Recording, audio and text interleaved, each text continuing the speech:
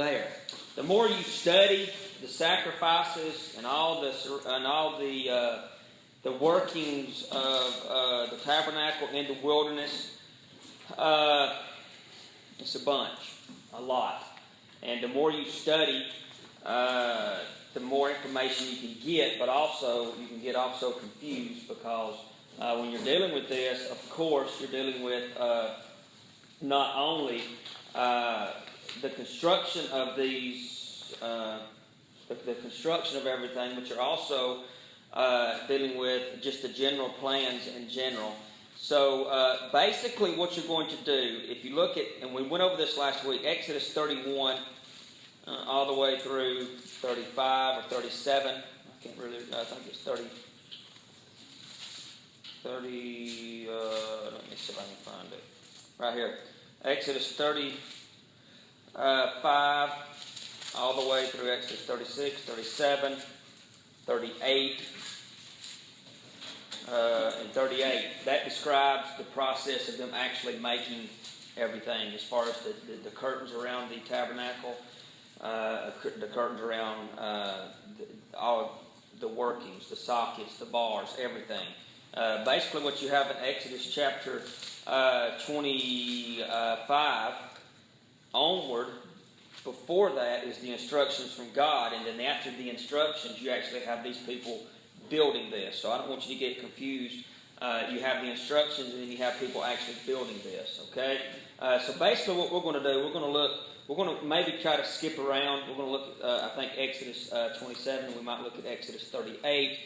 We'll look at Leviticus, when it's dealing with the offerings. When you're dealing with Leviticus, you're dealing with the offerings, and we'll look at that here in just a second. But so far, what we have went through is when you enter, let me get on stuff. When you enter the outer court, now the outer court and the tabernacle are two different. Okay, when we talk about the outer court, that is basically, I know you've got your paper in front of you. You have, this is the outer court, and then you have the tabernacle, which is divided. So the outer court is this area, but then you have the tabernacle, and then you have the holies of holies. We'll just put HH. The holies of holies is here. So when we're talking about the outer court, the curtains for the outer court, you're not dealing with the tabernacle in general. You're just dealing with this white linen that went around, and the white represents the purity of Christ. But the tabernacle is inside, and then it is divided, of course. And but what you do, you have a curtain that is here. I believe it was 30 feet.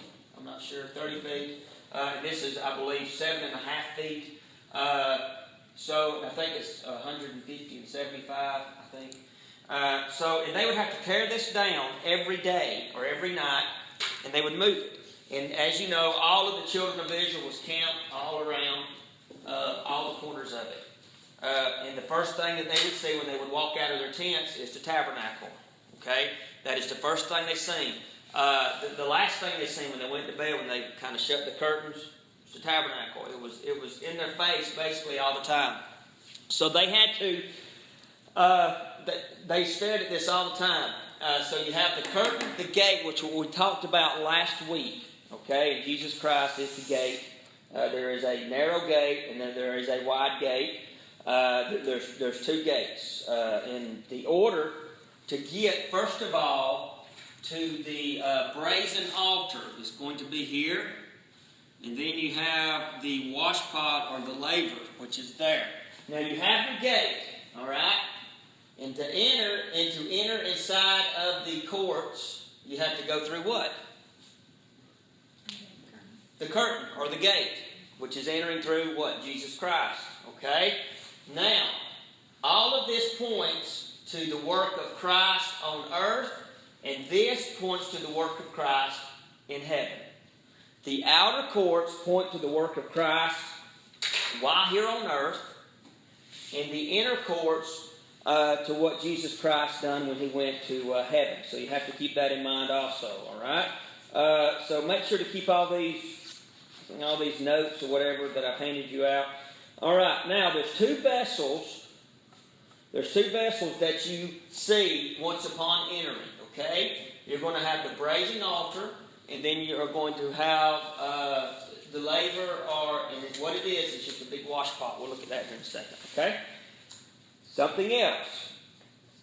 The vessels that are without, and then you have the vessels that are within. And the vessels that are within is the golden candlesticks, and then you have the altar of incense, and then you have the table of showbread, which has 12 loaves on it, which represents the 12 tribes of Israel. And then you have your curtain here, and then inside here you had the Ark of the Covenant, which was only entered one time, and that was when? You guys know? Day of Atonement, Leviticus chapter 16. That's when he would enter that one time, okay? And that's in Leviticus chapter 16. I think we went over that several times. So, when you're dealing with the two vessels that are without, all right, you are dealing with God's righteousness and dealing with sin. Okay, you have the brazen altar. Once you enter through the gate, and these point to Christ also. All right, He is our ultimate sacrifice. These point to the work of Christ on earth, and these point to the work of Christ while He's in heaven. Who is our ultimate atonement for sins? Jesus Christ. So this points to Him, and it also points to our salvation. Okay? I need you to understand that. So the first thing, if you were living in this time, and if you was a high priest, when you would walk inside of the court, and in the temple of Solomon, in the temple of Herod, this is actually would be considered, outside would be considered the court of the Gentiles, and then you would enter into the holies of holies, and then your regular courts. But if you study the New Testament tabernacle, all of this is surrounded by Gentiles. The Gentiles was allowed to get in this area. But this is the wilderness tabernacle, and this is dealing strictly with Hebrews and with Jews. Okay? So the two vessels that you enter upon is going to be, we'll just call it the giant wash pot, and then the brazen altar. All right? Now, so these deal with the works of God's righteousness and dealing with sins. And Jesus' accomplishments here on earth. All right? You have the brazen altar, or some people call it the altar of burnt offerings. Now, something else you have to remember. All of these are made out of brass or copper. Okay? These instruments are made out of gold. All right? Copper or brass is a type of judgment, God's judgment. The vessels that are within, made out of gold, deals with the purity of God or the purity of Christ. So you have God's judgment, and His judgment fell upon His Son Christ. Okay? And then you have the vessels that are within that deal with gold, that now we have the righteousness of God upon us. Okay? And that's what God sees as the righteousness. Okay? On the outside, Jesus Christ is making atonement for our sins. All right? On the inside, He has already atoned for our sins. Do you remember the verse where it says that Jesus Christ entered into the holies of holies one time and offered up? This is a type of that in heaven. Jesus Christ made atonement for our sins, washed our sins away, and then He enters into the holies of holies one time, offering blood upon the altar, and that blood is His blood, atoning for our sins. All right? Okay, now, the brazen altar, if you've got a photo of it, it's 7.5 square. Okay? 7.5 square. It's made out of shittim wood and also copper. Now, this wood, also very durable wood, could not withstand the fire that was going to be put under it. And this points to Christ also, the wood. It speaks to Him in His human form, His human nature, upon the cross. All right? But then this wood is surrounded by brass or copper, okay, in order to protect the wood. And that points to God's holiness or God's almightiness, okay? So you're dealing with God's holiness, and then you're dealing with not only God's holiness, but you're dealing with the human standpoint of it. Even though Jesus Christ died on the cross, He was still God. All right? So when you're dealing with the brazen altar, when you would enter upon, when you would come through the gate, if you was the high priest, you would see this altar, and it kind of stood on the ground, and it was only about 4.5 feet tall, which is symbolic that children, they would not have been allowed, but pointing towards Christ, anybody can get to this altar for atonement, no matter how it was not real high. So anybody could come to this altar. It was for everyone, atonement for sins. So it's 7.5 square, and then it's about 4.5 foot high. And then on your picture, it's got the 4 horns. And all of the utensils are made out of brass. All of them. The altar, and then all of the utensils are made out of brass. Okay? So the gold that is inside, all right, it's the righteousness of God. But what we're dealing with now is brass or copper, which is the judgment of God. Okay? And we talked about last time, where did all this gold, copper, everything come from? It came out of Egypt. How they can take something out of the world and use it for the glory of God. Okay, now what the high priest would do is, now we're going to kind of get, this is also known in Leviticus, it's also known as the altar that's at the door, because the first thing you're going to see when you come through the gate, is going to be this altar where sacrifices have to be atoned for. In order for us to be able spiritually to enter into the holies of holies, what is the first thing that has to be done in our lives? Sin has to be atoned for, has to be forgiven. You cannot approach God sinful. God does not allow sin in front of him. Why did God turn his back on Christ? Because it becomes sin. He couldn't look upon sin. So we see in this description how you come to the brazen altar. Your sins are atoned for. They are washed. You've got water. And then you enter into the holies of holies before God. Okay? And all of that was made possible by Jesus Christ. Now, if we did not have Christ, if Christ had never came, we wouldn't because we're Gentiles. The Jews would still be doing this. They would still be going through the Old Testament rituals and the Old Testament laws. But so thank God for God. So thank God for Christ. So it's 7 square, 4.5 feet tall. What they would do is that when he would come in, he would have his sacrifices. And I'm going to find. Now we're going to look at the type of sacrifices that was offered upon this altar. Okay. Because there was 4 main sacrifices that are dealt with in Leviticus. And these are dealt with, and I'm going to be looking at my Bible to kind of get it. In Leviticus chapter 1, chapter 2, chapter 3, chapter 4, chapter 5, deals with your 5 types of offerings. Okay? And then if you move over to Leviticus chapter 7, it deals with them in more detail. So when you're looking at these offerings, that you're basically going to be looking at Leviticus 1, 2, 3, 4, and 5. Okay? There are 4 types of offerings that are offered, or 5 types of offering. You remember that these are divided in 2 classes. Okay, I'm going to give you these offerings. You have a burnt offering. You have a meat offering, or you can put in parentheses meal, M-E-A-L, because no meat was actually offered. It was a meal offering of fine flour. And then you have a peace offering. So burnt, meat, parentheses, meal, and peace. All right? Now those offerings are sweet. You can put sweet smelling, savor offerings if you want to. Those 3 represent those. Those are the 3 basic offerings that are sweet in the nostrils of God. Now, once you get past them, then you have 2 more offerings. You have a sin offering. What? Sin. This is the most important offering. This is the one that, the offering of atonement. This is actually what you find in Leviticus 16, the sin offering. We'll kind of go into some detail on this. And then you have the trespass offering. Sin and trespass.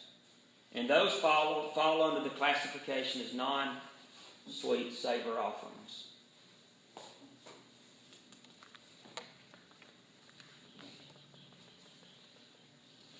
Okay? Now, y'all keep where you're at right there. Let me go back to Exodus 27. This stuff, I mean, to study this, I mean, you really got to take some time out and kind of get into this. Now, in Exodus chapter 27, 1 through 8, describes the brazen altar. I'm going to read this. And thou shalt make an altar of shittim wood, 5 cubits long, 5 cubits broad, and the altar shall be 4 square. It's equal. And the height thereof shall be 3 cubits. So it's about 7.5, 4. Okay? And thou shalt make the horns on the 4 corners, and you set it on your photo. And they shall be of brass. All right? And then in verse 3, you shall make the pans, everything. All right? Out of brass, which is judgment. So what you have, and then the staves, of course, that you put in there, you have the 4 rings on each side. And they would push these staves through there, and they would carry it through the desert. Now, on your diagram, you see the brazen altar. It's got like a bronze or a copper sifter. You would sift out the ashes through that, and you would take it out. That's where you would take your ashes out and dump it. So in actuality, when you're sifting flour or something, ladies, you can actually thank the Jews for that. That's where we get that from, sifting the flour. All right? So that is the instructions for that brazen altar in Exodus chapter 27, 1 through 8. Now going back, all right, there was 4 types, there was 3 kinds of 4-footed beasts that could be offered. All right, you have oxen, sheep, and goats. Oxen is also slashed for a calf also. Oxen, sheep, and goats are the 4-footed beasts that you could offer upon this altar.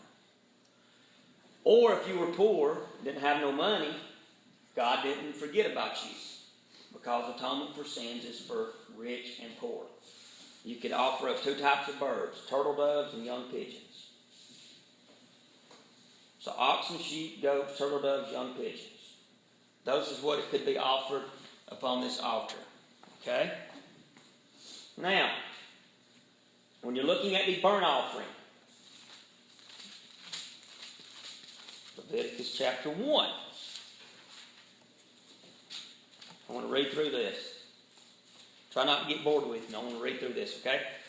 And the Lord called Moses and spake unto him out of the tabernacle of the congregation, saying, now this is the burnt offering, sweet savor. Speak to the children of Israel and say unto them, if any man of you bring an offering unto the Lord, anybody, ye shall bring your offering of cattle, even of the herd and the flock. If his offering be a burnt sacrifice of the herd, let him offer. It has to be a male without blemish. Who is that? Okay, Christ. And he shall offer it of his own voluntarily. Okay, you don't have to do this. If you've committed a sin, you could offer up a sin offering. But it has to be, it's not forced upon you. Okay? And it has to be without blemish. At the door of the tabernacle of the congregation before the Lord. And he shall put his hand upon the head of the burnt offering, and it shall be accepted of him to make atonement for him. He is transferring the sin. You're transferring your sin to what?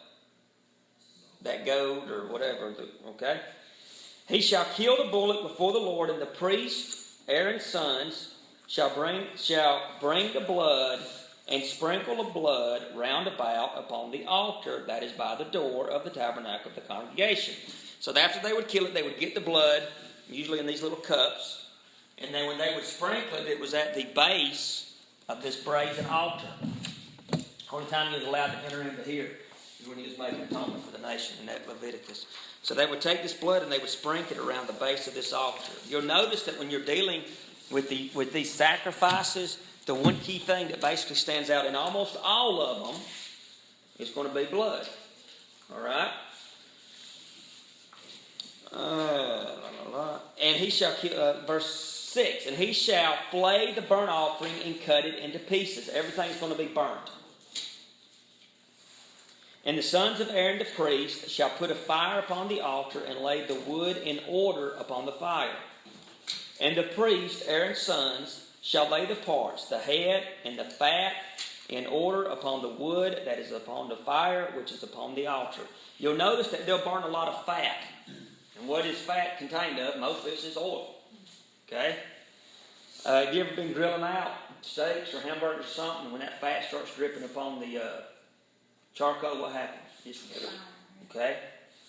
Now, but his inwards and his legs shall be washed in water, and the priest shall burn all on the altar, to be a burnt sacrifice, all of it. Notice what he's got to do with I want you to look in his inwards. Not just the outside. What is cleansed? Inside. With what? Water. And what does water represent? Purity, salvation, the washing away of sins. All right. So it's the inside, not only the outside, but it's the inside. You remember when Jesus Christ told the Pharisees, the outside of you look great, but on the inside you're dead man's bones. Okay? And his inwards and his legs shall be washed in water, and the priest shall burn upon the altar to be a burnt sacrifice, an offering made by fire, a sweet savor unto the Lord. And if his offering be of the flocks, namely of the sheep, of the goats, burnt sacrifice, he shall bring a male without blemish. Same scenario. All right? Then you get to verse 14. And it shall be a burnt sacrifice for his offering of the Lord, be of fowls, and he shall bring an offering of turtle doves and young pigeons. If you did not have a lot of money, but you still wanted to make a sacrifice to God, you could do this of pigeons and turtle doves. Okay? The entire thing in a burnt offering was offered up to God. Blood had to be shed in this offering, okay? And then they would sprinkle the blood upon the altar. All right. The next offering is going to be a meat or meal offering. We're going to kind of scan through these. A meat or meal offering. Let me look real quick. Let me see if I see something. All right. A meat or meal offering. It's in Leviticus chapter 2. 1 through 16. I'll kind of read this quick. Basically, you got 4 ingredients on this. You got your fine flour, you got oil, you got frankincense and salt. Okay? And make little cake-looking things. And when you shall offer a meat offering unto the Lord, his offering shall be fine flour, and he shall pour oil upon it, and put frankincense thereon. And he shall bring it to Aaron's sons the priest, and he shall take his handful of flour thereof, and of the oil thereof, and with all the frankincense thereof, and the priest shall burn a memorial upon the altar, to be an offering made by fire of sweet savor unto the Lord. Okay? And then in verse 3, and the remnant of the meat offering shall be Aaron's and his sons. It is a thing most holy unto the offering of the Lord made by fire. Go down to verse 5. Go down to verse 6. Then shalt thou part it in pieces and pour oil thereon, and it is a meat offering. So you're basically making these, in verse 11, no meat offering which shall bring unto the Lord shall be made with leaven. Do you remember when they was leaving Egypt, what is one thing they had to get out of their house? Leaven. All right? And you shall burn no leaven, nor any honey. No honey can be found in that. And the reason you don't want to put honey in that is because, of course, honey is sweet, but it is an earthly product. This is all heavenly. Okay, so the sweetness shall not come from the honey, but the sweetness actually comes from divine grace from God. All right. And it says in verse 13, and every oblation of thy meat offering shall be thou seasoned with salt. Neither shalt thou suffer the salt of the covenant of thy God to be lacking from the meat offering. Look, this is why I like salt. Neither shalt thou suffer the salt. It means pour it on. Crystal. Lacking a meat offering with all thine offerings, and thou shalt offer salt. I love salt. All right. So in verse 15, then you pour oil upon it and frankincense, and it smells good. And you would make this and go up to the Lord. That is your second. That is a meal offering. Okay. You can also find out a little bit more information on this in Leviticus chapter 4. Leviticus chapter 4. give you some more information. I know Leviticus chapter 6, I'm sorry. Leviticus chapter 6 is going to be verse 14 through 18. Okay? Leviticus 6, 14 through 18. All right? Now, let's look at the peace offering. This is also called a fellowship offering because you're going to split everything. You're going to get some of the meat, the priest, and then of course, God Jehovah, He gets the first of it, okay? And what you're going to burn upon this is you're going to burn the fat, you're going to burn the kidneys. The rest of the meat is going to be divided, all right? This is in Leviticus chapter 7. This is a peace offering, making peace with God. And, of course, it's also called, once again, the fellowship offering. And this is the law of the sacrifice. I'm in Leviticus 7:11. And this is the law of the sacrifice of the peace offering, which he shall offer to the Lord. If he offer it for a thanksgiving, this is a thanksgiving offering, okay? With the sacrifice of thanksgiving, unleavened cakes mingled with oil, unleavened wafers anointed with oil, and the cakes mingled with oil and fine flour fried. And then what you would do that, and then you would actually take whatever you was going to sacrifice, and it actually could be a male or female, okay? But you would only burn the fat so it could really rise up towards heaven. And that is a sweet savor, all right? So you've got burnt, I'm trying to hurry, burnt, then you got the meal, and then you got the peace offering. Now we get to the non-sweet savors. Now these are going to be the ones, and the sin offering is going to be the one that you're going to find in Leviticus chapter 16, okay? The Day of Atonement. If you go to Leviticus chapter 16, but if you go back to Leviticus chapter 6, talks about the sin offering, 24 through 30. And the Lord spake unto Moses, saying, speaking to Aaron and to his sons, this is the law of the sin offering. This is the fourth of the offerings. It is the place where the burnt offering is killed, shall the sin offering be killed before the Lord. It is the most holy. Right? So do not get this confused. The priest that offereth it for sin shall eat it. He gets a portion of this. It is the holy place, shall be eaten in the court of the tabernacle of the congregation. He could not take this outside and eat it. It has to be eaten within the court, okay, by the priest. Whosoever shall touch the flesh thereof shall be holy. And where there is sprinkled of blood, therefore upon any garment, thou shalt wash that whereon it was sprinkled in the holy place. So if you got blood upon your white garment, you would wash that blood out, which is symbolizing the blood of Christ, washing you white as snow. Okay? Let's see. All the males, look in verse 29, among the priests shall eat thereof. So not only does the priest get it, but Aaron's son will get a portion of this meat to be able to eat. Look in verse 30. And no sin offering whereof any of the blood is brought into the tabernacle of the congregation to reconcile with all in the holy place shall be eaten. It shall be burnt with fire. Some of it's going to be eaten, some of it's going to be burnt with fire. Okay? So this is your sin offering. This is actually, if you go to Leviticus chapter 4, I don't have time to read it because it's 35 verses. Basically what you're going to do is it's in verse 3. No, let's look in verse 2. This is the sin offering. What chapter? What's the Leviticus 4. This jumps around.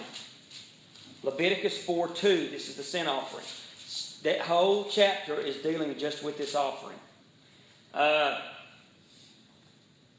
It says, speak to the children of Israel, saying, if a soul shall sin, one person shall sin through ignorance, okay, of the Lord concerning the things which ought not to be done, and shall do it against any of them.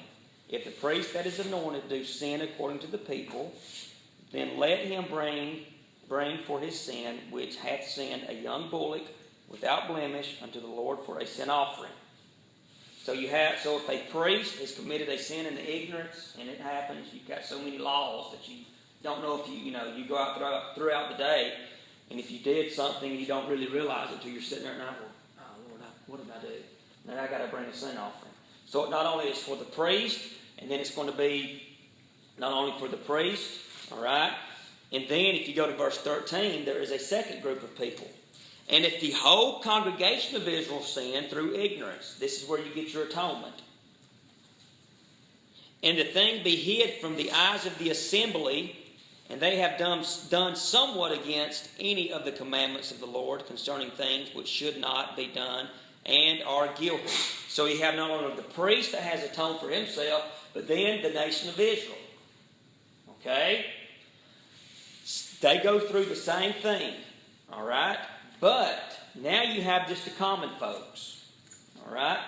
And if any of the common people sin through ignorance, in verse 27, while lie doeth somewhat against the commandments of the Lord concerning things which ought not to be done, and be guilty. This is what they can bring. He can bring a kid of goat, and it can also be a female. All right? Without blemish, of course. So you have that sin offering. That is the most important of the offerings. And then you have the last, which is called the trespass offering. And this is found actually in Leviticus chapter 5, 1 through 19. And then you can find it also in Leviticus chapter 7, 1 through 10. Okay?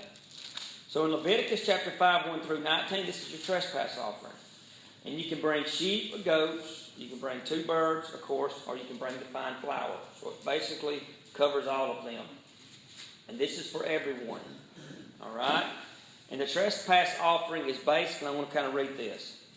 If a soul sin and hear the voice of swearing, and is a witness whether he had seen it or known of it, if he do not utter it, then he shall bear his iniquity. I'll read that again. The voice of swearing. If I hear somebody, if they heard somebody saying something they shouldn't do, it's dirtied up their ears. Now they got to go atone for it. You see how serious God takes sin? Okay? Or if a soul touch anything unclean, whether it be a carcass of an unclean beast, or a carcass of an unclean cattle, or a carcass of a creeping thing, and it keeps going on and on. If you touch something unclean, could you imagine living like this? Or if he touch the uncleanness of a man, whosoever uncleanness it shall be, verse 3, that the man shall be defiled withal, and it shall be hid from him defiled. When he knoweth of it, then he shall be guilty. Or if you swear, a soul swear, pronouncing with his lips to do evil. If you say, man, I want to kill him. Same thing. So basically, could you imagine living like this? Anything you basically done was really a sin. If you touched anything that was unclean, okay, you had to run it. That is why I thank God for Jesus Christ. This was for 40 years they was doing this. Right? They're in the wilderness and they're doing all this. Okay? Now, look in verse 6. He shall bring his trespass offering unto the Lord for his sin, which he had sinned, a female flock or a lamb or a kid or a goat for the sin offering. All right? Verse 7 covers the poor folks. 2 turtle doves or 2 pigeons. All right? And then basically it talks about how to sacrifice the trespass offering. So basically you're dealing with 5 offerings. That is right here up on that. That's how much responsibility this brazen altar held. You not even got to this yet. All of that takes place here. So the priest is constantly killing animals.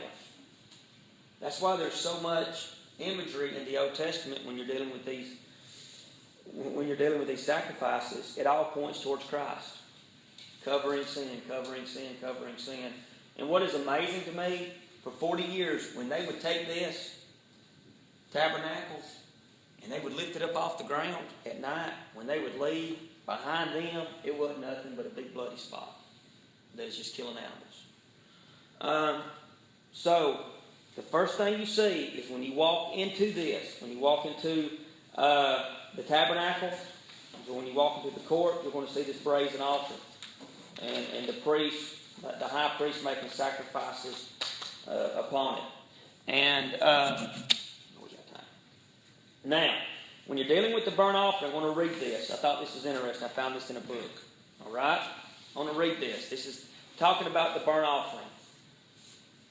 The ashes fell through the network underneath, which is your sifter, and afterwards removed by the priest. How vividly all this pointed onward to the cross of Christ. At early morning, you might have seen the offerer moving on with his living victim toward the altar of God. He passed through the gate, stood beside the burning flame. There the victim was slain and flayed. Its various parts were spread out, then raised upon the copper network. And from thence it ascended a sweet savor unto the Lord. A few hours later, you might have seen a man clothed in pure linen garments coming from the altar with a copper pan filled with ashes in his hand. The victim had been offered and accepted, and the precious ashes were treasured upon the clean place without count. Jesus Christ, with that cross on his back, is going to make the ultimate sacrifice. And we see him upon Golgotha. We see God accepting that sacrifice. And then we see him taken down, and we see him taken without the count and buried. Just like the ashes. You would see this live goat going behind this curtain. You'd hear it, you'd just hear the sounds, throat being cut, things being sliced off, put on that altar, and you'd be standing outside the camp, and all of a sudden, you'd see smoke rising up from inside this camp. And then after a while, you'd see that priest he's got what was the remainder of that, taken outside the camp and buried, just like the images of Christ. All right, so when you're talking about, when you're basically talking about Jesus Christ coming, he did all that here. Okay, Christ did this here in order for us to be able to enter here. All right? If there was first of all, there's no gate. You can't get to the altar. There has to be a way to get through. There has to be a way to get to this brazen altar. Has to be a way. Jesus Christ made the ultimate sacrifice, entered into heaven of the holies of holies, offered up his blood upon the altar, which allows us to go here. And it takes, there's no more of that. There's no more curtain. That is something that is absolutely amazing. How all of this points towards Christ. Next week, good Lord's willing, and I doubt the creeks rise, we'll continue on. Keep what you've got. We will go through some more next week. We will